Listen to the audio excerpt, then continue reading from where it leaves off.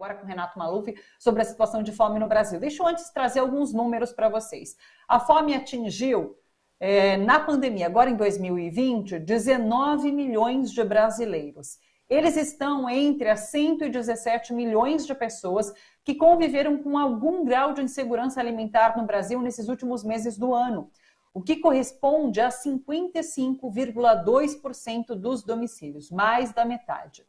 Os dados são do Inquérito Nacional sobre Insegurança Alimentar no contexto da pandemia da Covid-19 no Brasil. Foi conduzido pela Rede Brasileira de Pesquisa em Soberania e Segurança Alimentar e Nutricional, a Rede Pensão. A gente está com o economista Renato Maluf, ele é presidente da rede, é ex-presidente do CONSEA, que é o Conselho Nacional de Segurança Alimentar e Nutricional. Ele é professor da Universidade Federal Rural do Rio de Janeiro, especialista em abastecimento alimentar e políticas públicas de segurança alimentar. Renato, um prazer te receber por aqui. Tudo bem com você? Tudo bem, obrigado. O prazer é todo meu. Renato, vamos falar um pouquinho sobre, então, esses dados que vocês trazem nesse levantamento. Como que vocês observam esses dados? É uma situação preocupantíssima? Houve um agravamento, inclusive, durante a pandemia. Eu imagino que esse agravamento ainda foi maior por conta do final de ano, que o auxílio foi suspenso, né? A gente ficou agora esses 4 meses sem o auxílio emergencial, então imagino que esses números sejam ainda piores. Como que vocês viram esses resultados? Infelizmente, a gente viu sem muita surpresa, porque se você observar a série histórica de cálculo da escala brasileira de insegurança alimentar, que é a referência principal do nosso inquérito, a condição de insegurança alimentar dos domicílios já vinha aumentando, já apareceu aumentada no levantamento feito pelo IBGE, com dados de 2017 e 2018.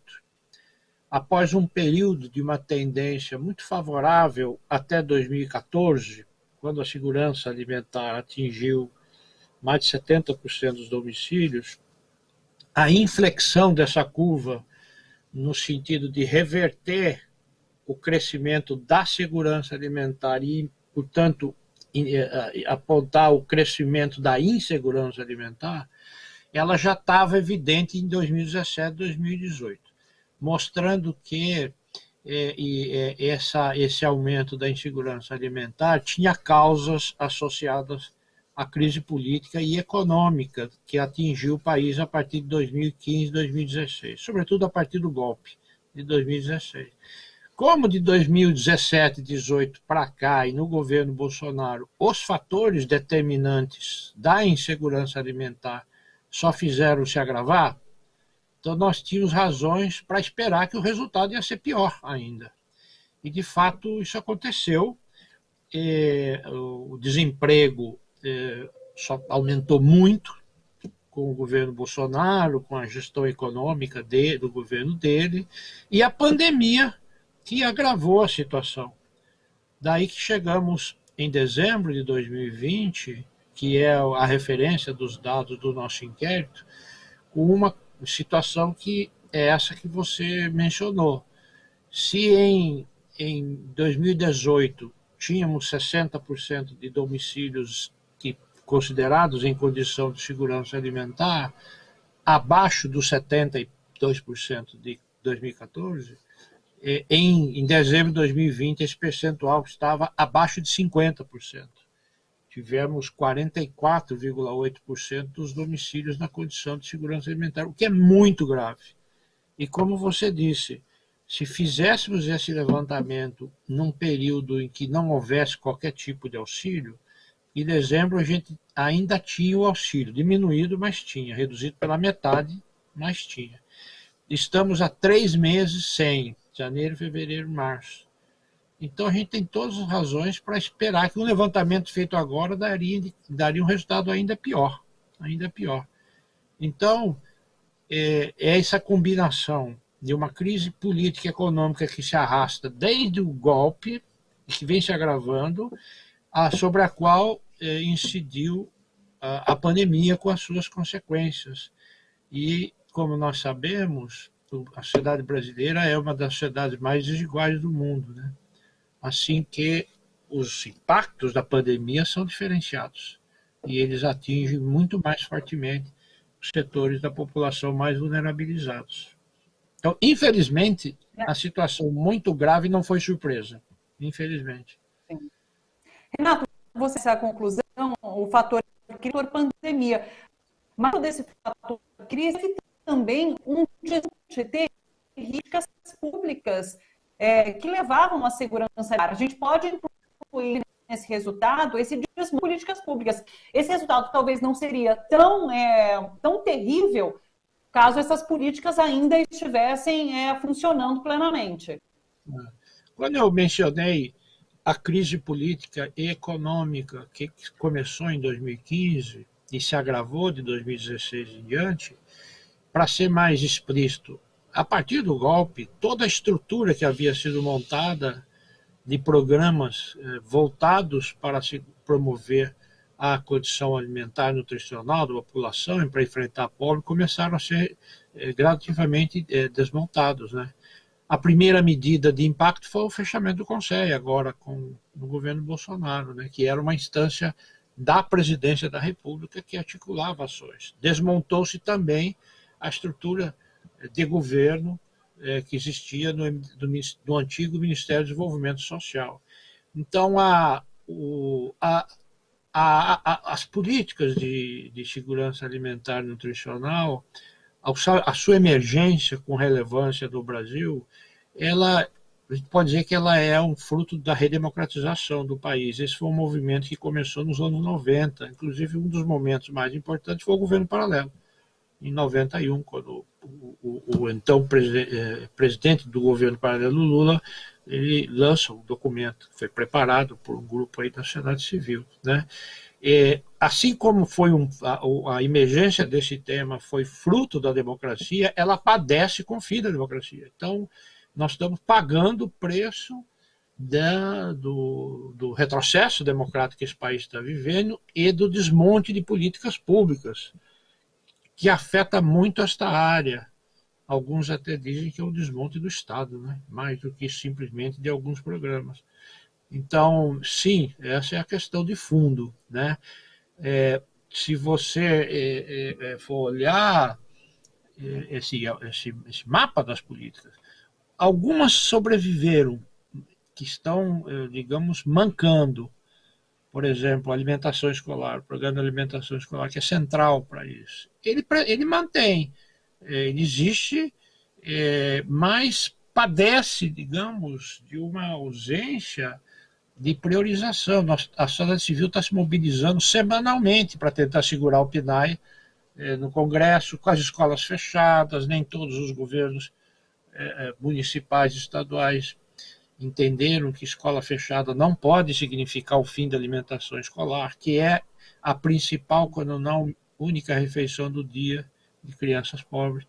O programa de aquisição de alimentos da agricultura familiar padeceu muito, já quase não tem recurso. As ações voltadas para o Nordeste, do programa de cisternas, programa de assistência técnica rural também retrocederam. Então, o Bolsa Família virou um pouco, está sob essa inconstância, né?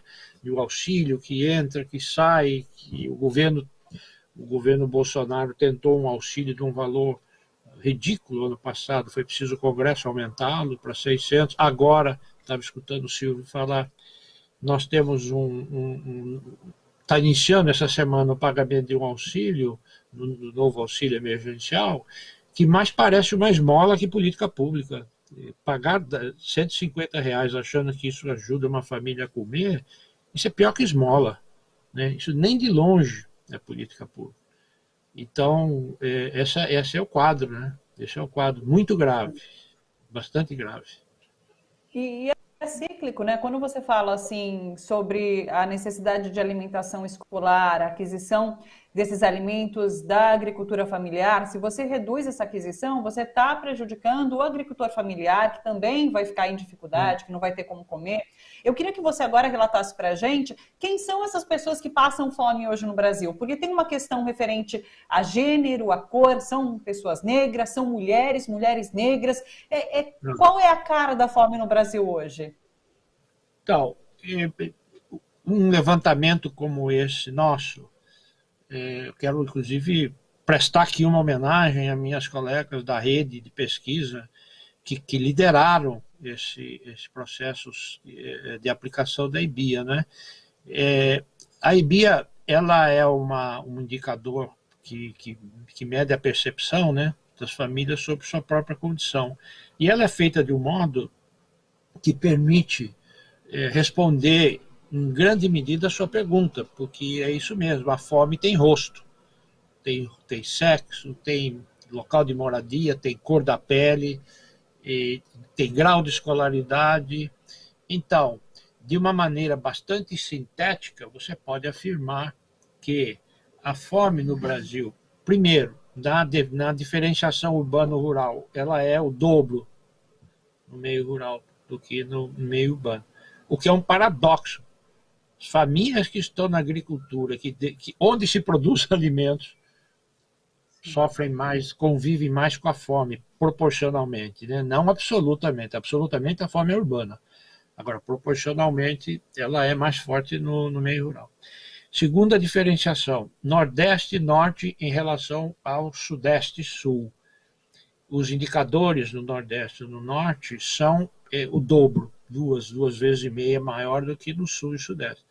Mais uma vez, você está vendo um indicador de desigualdade regional, mas é importante lembrar que o número absoluto de pessoas que convivem com a fome no Sudeste é igual ao do Nordeste. São cerca de 7 milhões de pessoas. Então, o Sudeste rico tem absolutamente tantas pessoas que convivem com a fome quanto o Nordeste, tradicionalmente tido como a região pobre do Brasil. E a última diferenciação, esta é a talvez mais significativa, né? Há os domicílios cujo responsável era uma mulher, convivem com a fome num percentual superior a domicílios cujo responsável é um homem. Se ela for uma mulher de pele de cor preta ou de raça negra, é ainda mais grave. E se ela tiver baixa escolaridade, ainda mais. Então, sexo, cor da pele e escolaridade são marcadores diferenciais da condição de insegurança alimentar grave no Brasil, né? Então, esse é o rosto da fome no Brasil, né? O rosto mais visível. Renato, só para finalizar, eu queria que você falasse um pouquinho sobre essas campanhas que a gente tem assistido por parte da sociedade civil, lideradas pela sociedade civil organizada. A gente viu o padre Júlio Lancelotti distribuindo alimentação nas ruas ali do centro de São Paulo. A gente viu uma grande campanha de combate à fome, assim, encampada inclusive por personalidades, rodando nas redes. É muito importante que essas campanhas aconteçam neste momento? Elas são. Porque elas significam uma ação imediata.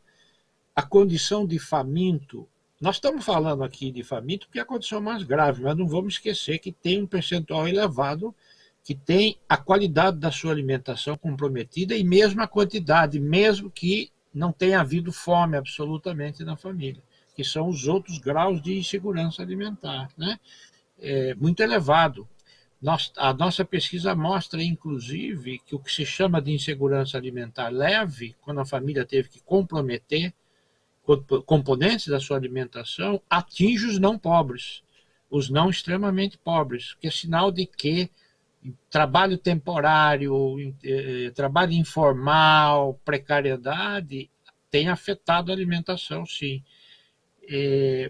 Então, você perguntava sobre essas ações, né, de doação. Elas são fundamentais. Não é apenas porque representam o que a possibilidade de alimento chegar nessas famílias, né, necessitadas, o que em si já é um mérito, mas é também pelo que elas significam de desenvolvimento de um sentimento muito importante de solidariedade, que é fundamental no tecido social, né, na construção de uma sociedade em que alguns valores éticos de dignidade humana sejam cultivados, que é exatamente o contrário do que tem feito o governo federal, que cultiva outros valores, né? Então, são ações fundamentais. Eu gosto de valorizar mais ainda o que às vezes chamo de solidariedade entre iguais, porque embora personalidades, artistas famosos empresas possam desempenhar um papel relevante, até mesmo doando e fazendo campanha, para mim o fundamental é essa solidariedade que se desenvolve entre iguais. São as associações de moradores, são os sindicatos, são as entidades que se organizam numa teia de relações muito forte, que significa um colchão, né, de proteção social bastante relevante. O que é importante é que este tipo de solidariedade persista para além desse contexto atual grave. Quero dizer com isso que os alimentos e a qualidade da alimentação deveriam ser objeto de atenção permanente dessas entidades, dessas redes, dessas associações. Existem centenas de iniciativas em todo o Brasil, que não são destacadas, infelizmente, que são iniciativas nessa direção, de fazer chegar alimentação de qualidade às pessoas, conectar produtores com consumidores. É preciso que essa dinâmica tenha visibilidade, seja ampliada e apoiada pela administração pública, especialmente para que ela chegue nas camadas mais vulnerabilizadas, né, da periferia, que não tem acesso fácil a uma alimentação de qualidade.